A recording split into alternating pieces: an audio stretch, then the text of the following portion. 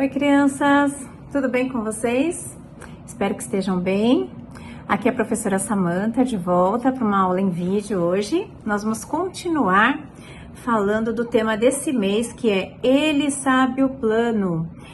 E nós estamos hoje na lição número 3, que vai contar a história de Jeremias na cisterna.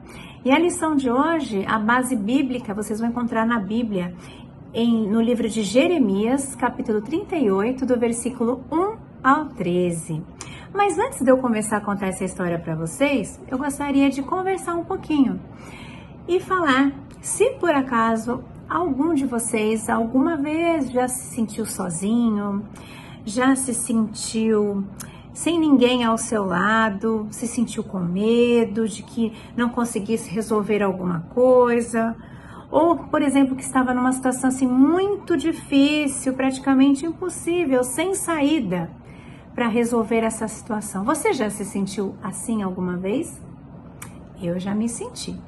Mas saiba que não existe impossível para Deus. Deus tem um plano para mim, tem um plano para você, como ele também teve para Jeremias, que nós vamos contar a história dele, né? Então ele tem um plano e ele está conosco em todo o tempo. Em todo o tempo Deus está conosco. Nós devemos confiar nele, mesmo nos momentos que nós achamos que são difíceis e impossíveis, pois ele está conosco. Amém? Eu vou ler para vocês agora o versículo de hoje, e o versículo de hoje está em Romanos, capítulo 8, versículo 28, que diz assim: Pois sabemos que todas as coisas trabalham juntas para o bem daqueles que amam a Deus, daqueles a quem Ele chamou de acordo com o seu plano. Amém? Vamos lá, vocês já ouviram falar em Jeremias? Então, Jeremias foi um homem de Deus que enfrentou muitas dificuldades em sua vida, mas que sempre confiou muito em Deus, muito, e na promessa que ele havia feito de que estaria sempre com ele, ao seu lado, o protegendo. Jeremias foi um profeta escolhido por Deus para falar ao povo de Israel. E certa vez, Jeremias foi falar a esse povo de Israel o que Deus havia mandado ele falar. Só que ele enfrentou muitas perseguições, muitas pessoas não acreditavam naquilo que ele dizia e muitas autoridades da época não gostaram da atitude de Jeremias, achando que ele fosse um falso profeta, não queria que ele ficasse falando esses avisos para o povo, eles não acreditavam em Deus.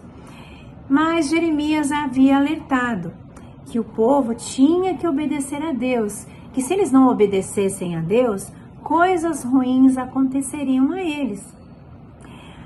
Essas autoridades da época ficaram com muita raiva desse recado que Deus mandou para Jeremias dar a esse povo e decidiram jogar Jeremias em uma cisterna. Vocês sabem o que é uma cisterna?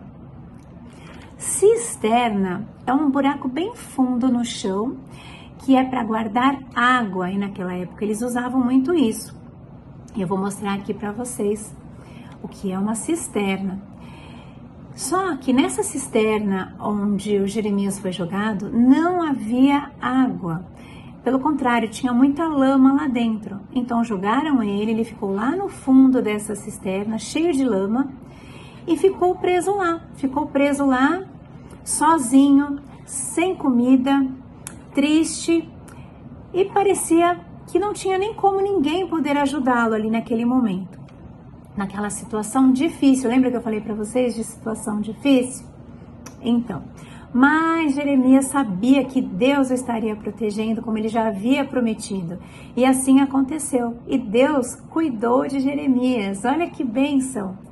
Um homem chamado Ebed-Meleque ficou com pena de Jeremias e pediu ao rei Zedequias permissão para ajudá-lo. E o rei não só permitiu essa ajuda, como também ofereceu ajuda de 30 homens para tirar Jeremias daquela cisterna. Olha que maravilha! Então, crianças, isso mostra o quê? Isso nos mostra que Deus nunca nos abandona e não abandonou Jeremias.